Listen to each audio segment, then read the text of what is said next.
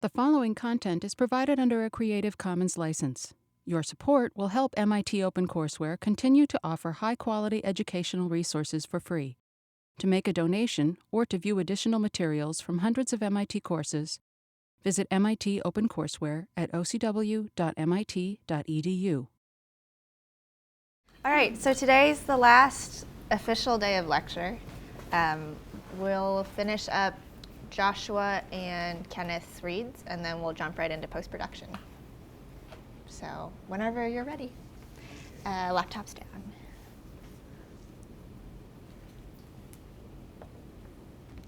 So the science of search. Have you ever found it difficult to find a particular item in your house? Let's say you have lost a pair of gloves and you spend the entire afternoon looking for it, but you just can't find it.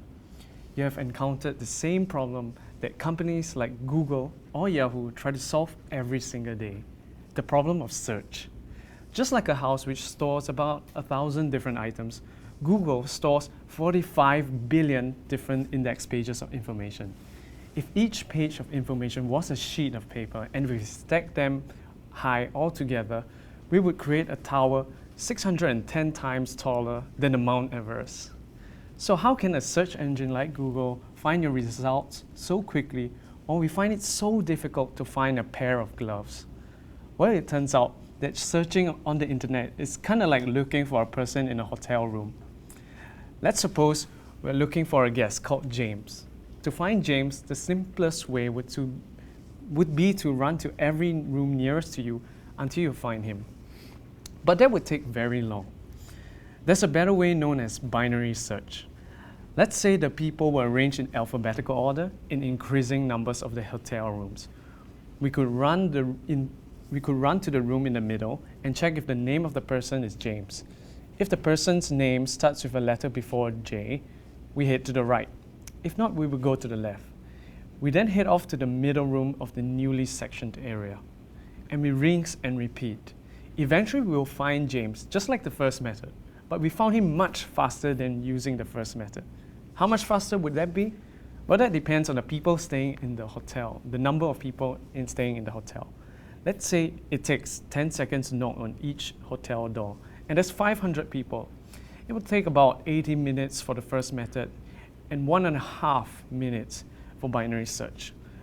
But if there were 1,000 people in the hotel room, it would take 160 minutes for the first method, but only 1.6 minutes for binary search. Now that's a whole lot of difference. So a name like James is just a word, but companies like Google take in searches with a long combination of words, making it a little bit more complicated. So just like identifying the word James from its first letter, Google identifies unique characteristics of search phrases using over 200 different factors. Also notice how the better method depends on pre-arranging the people in alphabetical order. Computer scientists are always actively looking for better methods to sort, manage, and eventually retrieve the data. In the same way, simply by placing your home items in locations where they have a natural relationship to make it easier for us to find them. For example, the TV remote goes near the TV, the shoes goes near the shoe rack, the coats go near the cupboard, and the winter gloves goes in the winter jacket. Aha, so that's where my gloves are. And that's the story of search.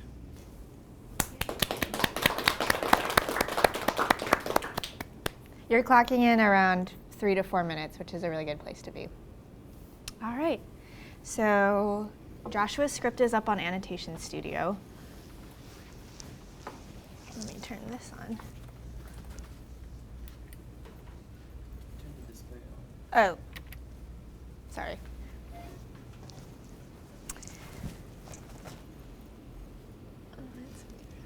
Joshua, this script has come along a really, really far way. This is really tight, very good. I think the flow of it is very natural.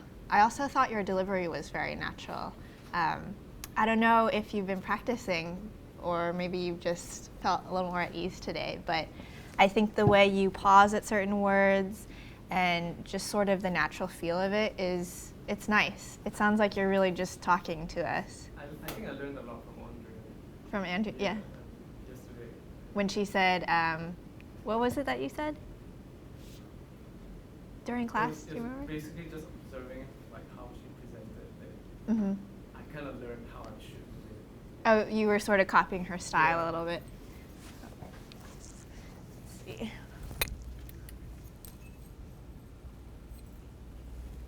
There we go. I think something that works really well for this script is that you build complexity, which is a topic that we sort of talked about earlier in the class, but I think is hard to really understand unless you see a specific example of it. But he starts off with a very simple example of losing your gloves. And then he clearly relates it to how Google searches for something that is far greater in number and complexity, but he connects it very clearly to the glove analogy, which is why I think it works. I think this explanation of binary search is very clear because you're relating it to the context of the hotel analogy. So I know in like earlier iterations of your script, you were just describing binary search as a concept where people take a set of data and then they split it in half and then they search the data and then they split it in half again, right? I think that's the tendency that a lot of us would have in defining concepts and topics. But for me personally, I think that this definition works really well in the context of this video. Did anyone have any thoughts about the script up until this point, up until like right here?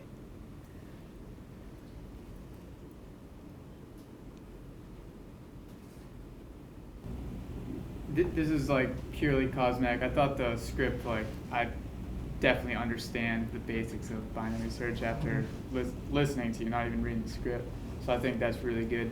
Just something I do, and this is, you can take it or you can leave it, but whenever I do like, it's like 610, like, I don't know, sometimes if I did like hundreds of times the Mount Everest, that kind of, it can be 100, it can be like, you know, up to 1,000, so it kind of scales it a little better, but that's very like nitpicky, I think. That's Okay.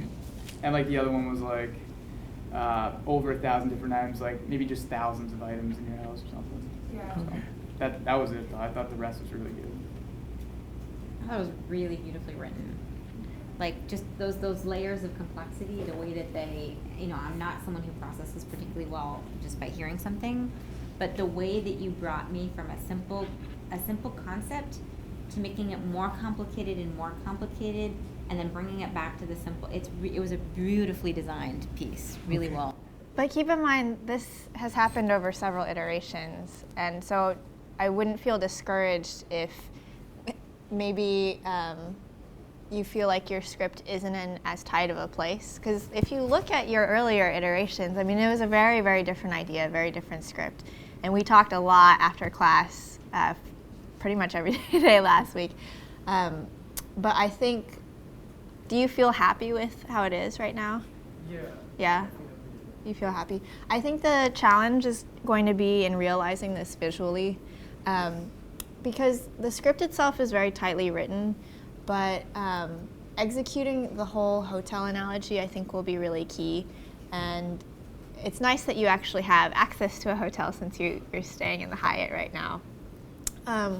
But scaling back far enough so that people understand, oh, the key to the reason why this works is that people are arranged alphabetically in ascending numerical hotel rooms is a really vital piece of information that you can use the visuals to convey really well. Let's see, what about the second half of the script? I don't think you need this last thing right here. I mean, that's what I was trying to say yesterday, that oftentimes we feel like we have to continue the ending longer than it needs to be. So like, this is why this is awesome.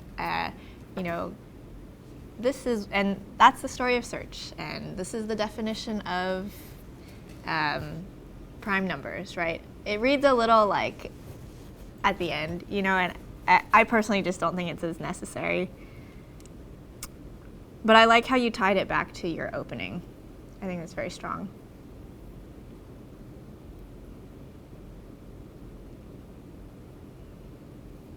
Does anyone have any comments about this at all?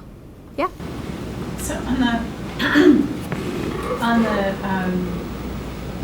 the 80 minutes for the first method and then 1.5 minutes for binary search. You explain how you derive the 80? Because it's like 10 seconds and there are, 500 people. But then how do you get the 1.5? And I guess my point is, you might not need the, let's say it takes 10 seconds to knock on each door. Yeah. That's an interesting point, because you could explain the calculations you did to get to the binary search estimate, but again, I don't think it's super necessary to the point of the video. The other calculation either, and that'll make it a little cleaner. Because I really think the 1.5 minutes is very dramatic in the comparison, and like I sort of pictured little clouds. Because I was also thinking about like there could be like instead of 500 to 1,000, it could be 500 to 5,000. But I don't know how I'm not so sure whether how realistic that would like picture be of 5,000 people in a hotel. But I mean, I understand why you brought up the specific numbers, because you're trying to show a sense of scale, right? That like the difference between the two methods isn't as exaggerated when you're only looking through a few hundred items, but when you up that to thousands or even close to what Google searches, then the difference in the time becomes super, super dramatic. So in that sense, I mean, I personally am totally okay with having those numbers in there, because I think that the script is written naturally enough to where I'm not overwhelmed or distracted too much by the numbers. I had one thought, and I know the hotel concept works because when I think of a hotel, I think of a very simple box with like a very linear line through it and rooms going off in different directions, right? Yeah. Which is why it works. But I wondered if having, instead of it being a hotel, it's looking for something at MIT. Because then instead of it being grounded at the hotel, it grounds the film on campus. Yeah, it could work with like, but I'm not so familiar with the campus. Is there a place where Totally. it's very uniform? The infinite doors? corridor down the middle hallway is like a very, very standard place with doors, Oh. But I just that was the only thing that fundamentally felt like if we could shift it, it would help ground this instead of being at the Hyatt to being here on campus. Yeah, that's a nice suggestion. And there are a couple fun ways that you could shoot that if you wanted to. Getting 5,000 people at MIT is very easy. If you wanted to shoot centered like this and start, whoever's filming you, start relatively close, and you have the classrooms branching off this way. Does this drawing make sense to people? Okay. Instead, you'd have to find some sort of dolly, maybe take a rolling chair, but then slowly pan back, as he says. But if there were like 5,000 people, and then it's a nice reveal, and it's an exaggerated angle too. Yeah, that'd be a nice B-roll to put there. Or even having a little fun snapshot. Looking for James and like all these funny buildings on campus. Not that it takes up a lot of time, but it's a fun way to ground this really and being about an MIT experience. I think a really good place for that, and that's what I imagined, is building 4. If you go on the first floor, then it's just a standard hallway, and all of the rooms, I'm pretty sure, are classrooms, so they're available if you want to like enter them. And then also there's an exit to Killian Court, so that might be like a nice location because there's the dome and grass and all that. Any final thoughts about this script? Again, I think it's come a super long way. This is pretty much ready to film, I think. All right. Kenneth, you are next. Do you mind giving your mic to him? The one on education studio is still somehow, it's not the whole thing. Yeah, but I don't know. I just sent. I just checked the link. It has in the doc. The word Google Doc has everything. There's still like a few paragraphs below, but it's okay. I'll just read what I have. Yeah, sure. Okay, so how would you feel if you organize a party and no one attends? Pretty much like this one right now, and then they will show me at the head of a table with lots of food and no one. And it's like, Oh, right, I forgot to send the invites out. And then they'll cut to a shot of me dropping the stick-style envelopes into the mailbox. And I was like, wait a minute. I guess the only way that anyone could attend a party right now is if they actually traveled back in time. But if they had received my invite, they would have traveled back in time and I would have seen them. And that means I may not send out these invitations. Oh, right. So, and then after that, there'll be, this is actually what we call a time paradox, but let me just go and talk about, okay, wait, never mind, I'm ad-libbing right now. I'm sorry. That's okay. In your real thing, you'll probably be ad-libbing. Yeah, then somehow there's a transition, and now, as in there'll be a transition to this next line. But wait, could we actually travel through time? This was in fact an experiment conducted by Stephen Hawking in 2009 to show that time travel was probably improbable to be invented, even in the future. But wouldn't being able to travel through time be cool? We could submit that homework that was due yesterday but only completed today, or head to the really cool party that I just organized. But how could we time travel, and is it actually possible? A lot of what we know about time travel, or what we think we know, comes from Einstein's theory of special and general relativity. Now, this is all part of what we call modern physics and is still being explored and tested as we speak. It doesn't mean that all of it is wrong, it just that means that we're still unfamiliar with much of it as we are with the universe around us. Now, back to time traveling. When you think about it, we are all actually time traveling, but not in the manner sci-fi movies has often depicted them. We are traveling through time at a pace of 1 hour per hour. In other words, as our bodies experience an hour of time, the world around us has also experienced an hour of time. Sounds simple, but stay with me. This is where it gets interesting. Within Einstein's theory of special relativity, there is a phenomenon he describes which is known as time dilation. And there'll be a subtext that says dilation means to expand.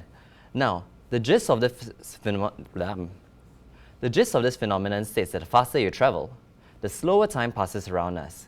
In other words, at high speeds, we could be traveling at a higher rate than 1 hour per hour.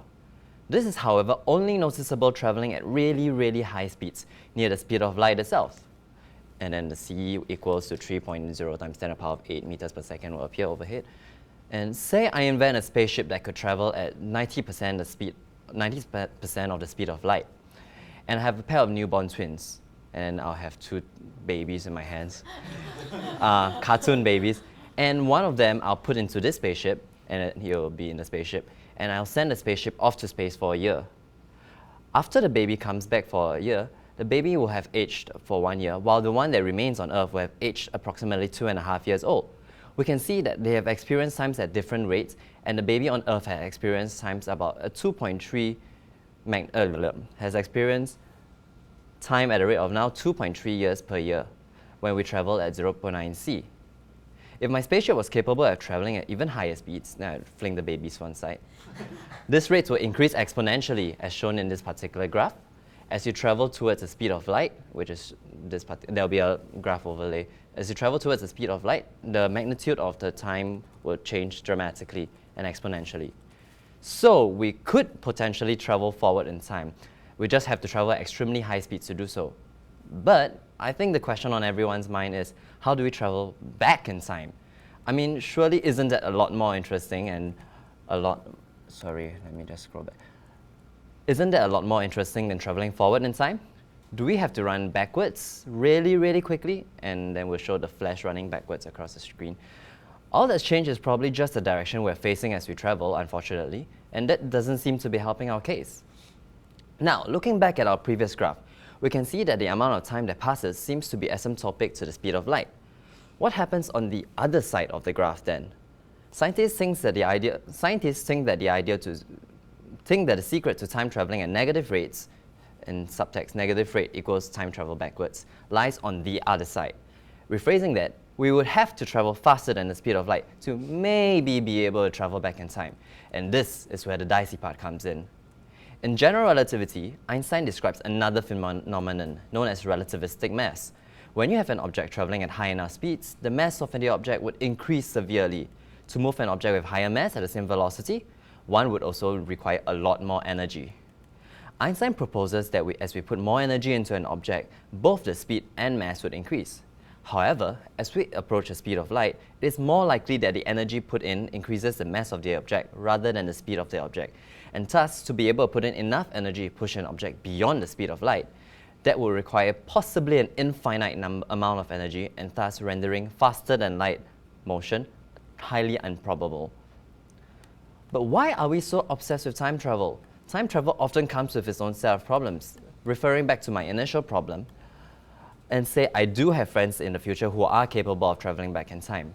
As they receive the invitations after the party and travel back in time to attend it, I wouldn't have had an empty party. Since I don't have an empty party, I wouldn't have to send out my invitations after it, and if I had not sent out my invitations, they may not have received it and they may not have traveled back in time. And this is where the whole confusing part comes in, and this is what we call a paradox. In fact, this particular paradox is known as the grandfather paradox, in which a conflicting series of events occurs based on whether I choose to time travel or not to time travel. This is just one of the 3 theories of time travel, and more details can be seen in the link below, and then there'll be a link at the YouTube description bar. Because if not, the thing gets really, really long. So it seems that our current understanding of modern physics, based on our current understanding of modern physics, time travel might not be possible for us to achieve yet. That's not to say that things might not change over the next decade or the next century, as we are slowly figuring out the world around us better. But for now, if you're going to be planning a party, be sure to send out the invitation before it, and don't count on your friends on being able to travel back in time just to attend it. Nice.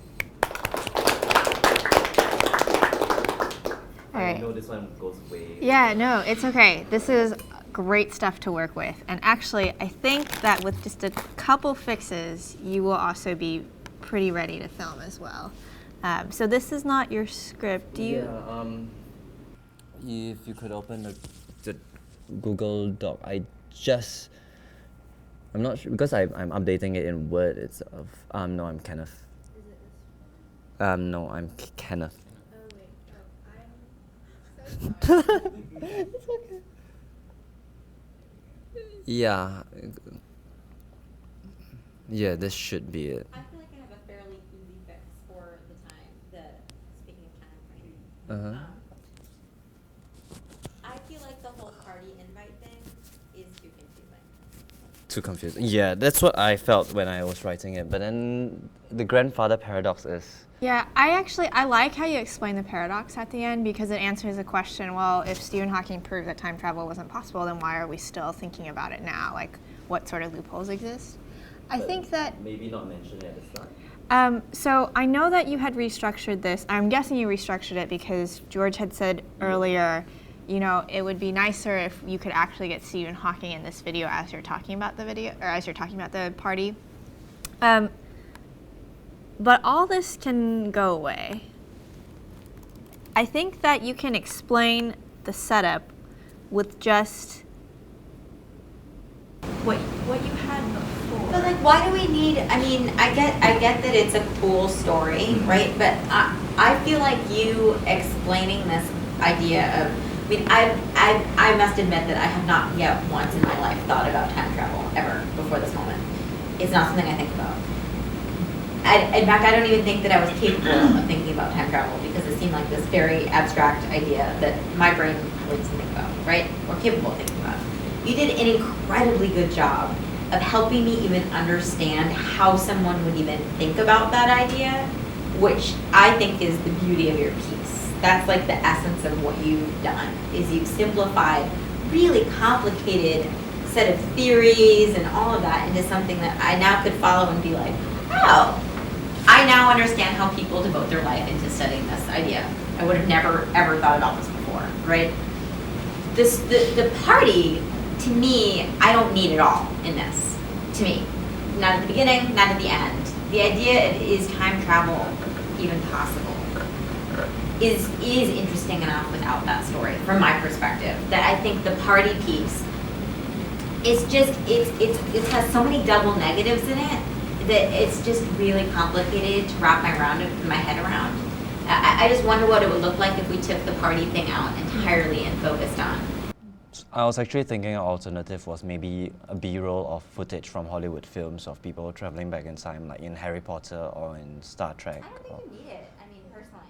and then there's like a whole IP issue, which we're going to talk about in an hour. Getting right to things, but I mean, here's the thing, and again, this is the part where like personal taste comes into play. I think that the story is nice as a storytelling element. That you end the video nicely because you reference the beginning, where you're just send out your invitations.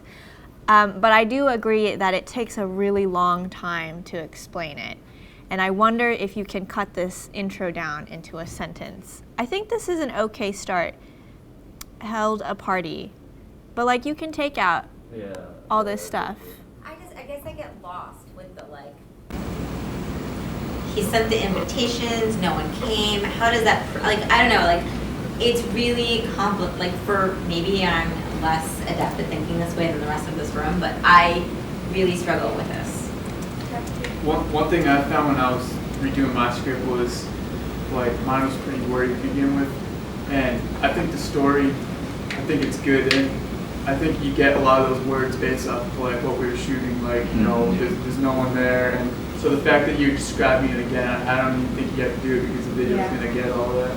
So it's, I like the Stephen Hawking story, but like Elizabeth was saying, I think you're probably doing a sentence based off all the visual cues you're gonna get from the video. Because I like that you talk about the grandfather paradox, and I actually didn't super understand the grandfather paradox until I heard you read this paragraph aloud in the context of the party. But again, Paul is totally right. You can completely rely on the visuals to tell a lot of these words for you. So you could say, back in 2009, Stephen Hawking held a party, and Stephen Hawking held a party that no one came to, and he smiled at himself because he had just proven that time travel was possible. Right, so you're reducing like everything down into a sentence. Is not possible. The reason is that he sent his invitations out after the party had finished, thinking that if people in the future were capable of time travel, they'd receive those invitations after the party had ended and come.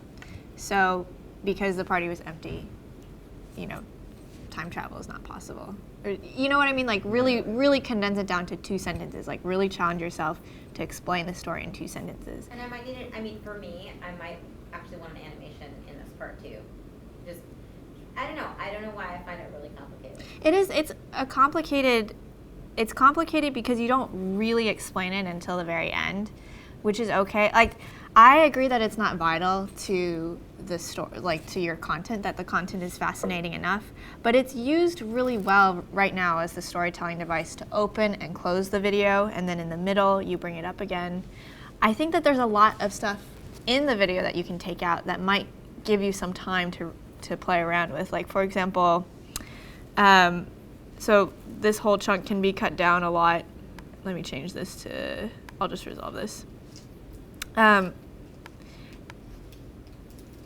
I think the question that you can set yourself up with is, so if you disprove time travel, why are we still fascinated by questions, or like why do physicists still think about it?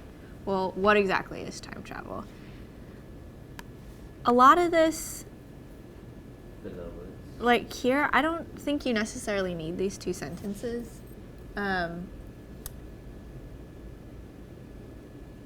I also wonder if you need this paragraph here. Yeah, I mean it's fun. It's going to be a little hard to execute visually given the amount of time that you have left. So just from a production standpoint, it'll be tricky. Actually, this really worked for me. It did? Yeah, like at least for me, with the babies, you don't actually need real babies. You can have dolls, right? I was thinking of just cartoon babies. Yeah, or Okay. whatever. Like you don't. Plus as a mother, like, there's no way I would lend you my child for this film. No offense, but there is no way I would lend you a child for this film. But I think that like this example actually was very concrete. Okay. And I think that'd be done. Yes. I was just gonna say that example I thought was really good too, but I think you can, not the sentence before, but the paragraph before, you could turn that into one thought. Because you're explaining how you travel an hour per hour. So I think if you were able to just like maybe get a sentence out of that and just get rid of the rest, and then kind of blend it with that, now I take pair newborn twins paragraph, that'd be very Yeah. I think the only issue with it is that it takes so long to getting to explain to how we travel backwards in time, and I don't know from the beginning of the script that you're planning on explaining that, that I'm just sort of waiting to see where you'll go next. So maybe if you preface like, I'm going to explain what time traveling is, you can say, well, you know, first, in your own words, you can say, first I'm going to talk about how we travel forward in time and then backward in time, or somehow indicate that to the viewer. I don't know if anyone else felt that confusion. Sorry, Andrea. I almost wonder if you should lead off with the baby example. Mm-hmm. As like, you know, let's do this experiment. Let's do this Yeah. thought experiment where we do this. And Yeah. it might, I think it'll help with your pacing. It was difficult for me to listen to. It was pretty wordy. Yeah. But I think if you actually like just grab 2 props as though you're acting it out and ad-lib it and record yourself doing it, you'll get something that flows a lot better because Yeah. you'll be able to cut out a lot of words because you'll be like, Yeah. here's a one-year-old baby and here's a 2.5-year-old toddler. Yeah. And That's what would happen. there are a lot of just like little phrases like this, like we are with the universe around us, that are very poetic, right? Like they sound really nice in an essay, but if you actually strip some of this away and really just try to distill it down to the essential facts, I think that's going to save you a lot of time too. But overall, at this point, it seems more like distilling ideas down. Do people agree with that?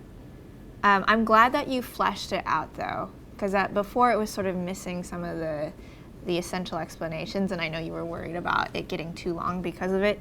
But I think that I think the overall structure of it is very sound. Yes, Celia. Well, I was going to say that the topic of all of the topics involved in the script kind of to me don't seem necessarily connected because the paradoxes are more in the field of philosophy, and then relativity is physics, and then the twin paradox is a thought experiment, so that's closer to philosophy. So I think it would be nice to kind of separate the two, to mention, you know, this is actually scientifically proven, and this is just something that people think about. Also, the most compelling part to me was, and that's something that answers the question of time travel the best, was the part where he talks about traveling forward in time and traveling backwards in time. And the backward part was not very fleshed out, whereas there was a lot of time spent on the twin paradox that doesn't necessarily have to do that much with time travel. So I do think that there is a way to restructure it, or like focus on something other than time travel, and that would be paradoxes that arise when you work with relativity and traveling in the speed of light. So that would be the twin paradox and the grandfather paradox, and then you could explain them in more detail, and especially for the grandfather paradox that would help because you could split up the explanation into different sentences so you wouldn't use would've and had multiple times. I mean, the only thing is that you are working with a very tight time constraint, and I think all of this information is nice and it's good and it helps me understand it better, and would work really well if this were a blog post, for instance. But you do only have 4 or 5 minutes, and I actually like the structure that you have, waiting until the end to address the paradox, because you're kind of going back to the beginning and you're saying, you know, why isn't time travel possible aside from the fact that we can't go beyond the speed of light? You know, how else are you going to support Stephen Hawking's claim that time travel isn't possible? So I like that the way you've split up putting the paradox at the end. I don't know how you guys feel about it. How do you guys feel about the overall structure of the script? I think that I think the paradox should be at the end, and the time traveling backwards should be after the time traveling forward. Yeah. Because and I think that he, correct me if I'm wrong, but I believe that you don't have enough information for time traveling backwards because nobody knows how to do it. Nobody knows the exact method to travel backwards in time, so you can't give a very concrete example. Right. Like you So- can't have an analogous Yeah, example. because we don't actually know it. Yeah, so, Thank so you. I think this example is quite. Nathan, did you want to say something? Oh, I just thought that personally in the structure, I actually really liked how everything was laid out, and that I feel like most of the work is just shortening individual parts. Yeah, I agree with Nathan on that. And honestly, the thing about the traveling backwards in time, for me personally, it's just that you don't get to it soon enough. So that I feel like we're waiting through a lot of intro and a lot of explanation of moving forward, which are important, so I wouldn't say take them out completely or anything. But that I had no idea what any of this was actually before I read this. And it's like I'm glad that you put it in there because that's really what the meat of it is. Like, what exactly does it mean to travel back in time? And at first I was like, why is he putting graphs up? Like, this is being really physicsy. But now I understand why you're talking about the asymptote and everything. It's just that it took a really long time to get there. So I think, like, if I hear everyone, we just be ruthless going through each paragraph and cutting information that you don't think is essential. Because the overall structure works, but there's just too much. Yeah. I think this paragraph is very vital, and I wouldn't shorten that unless you're like going to take out fluffy words. If anything, I would take out from the stuff before it. And this stuff is super interesting, and I don't want you to take it out because it's a further explanation of why time travel isn't possible. But it gets really dense here. Like, this is the part when you were talking where I was like, what is happening? That's another video. Yeah. Like, this is okay, but this paragraph, can you just say that it would also need a lot more energy, actually an infinite amount of energy to move it. So traveling faster than the speed of light is highly improbable. I'm just afraid that it condenses the whole chunk on traveling back in time. Yeah. That's why I decided to talk a little more. Yeah. No, and I'm glad that you fleshed it out. I know that you were hesitant to add more stuff because you were aware of the time constraint. You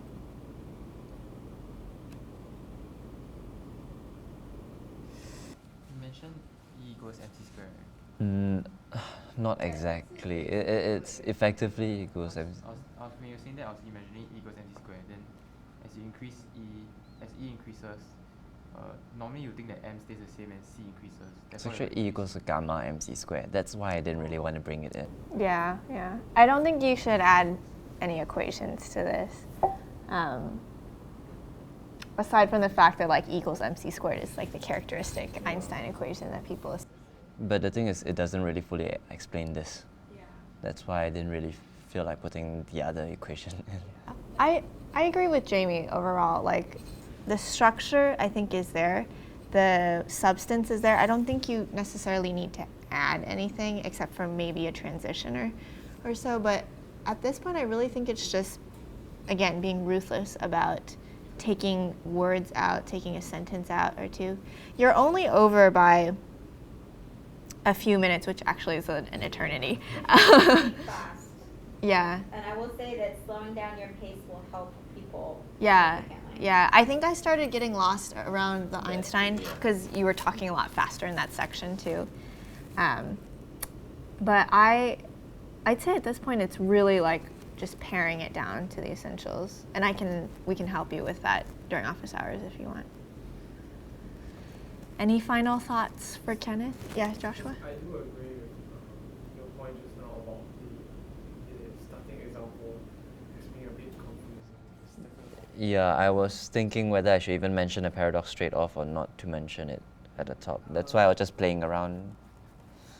And yeah, I think no. Is there a way to phrase it as the positive? You're saying because the double negatives Yeah. are very confusing? Yes. So, Perhaps, yeah. I was thinking perhaps it might be something like he was happy because he proved time travel was wrong. that they could not come back in time.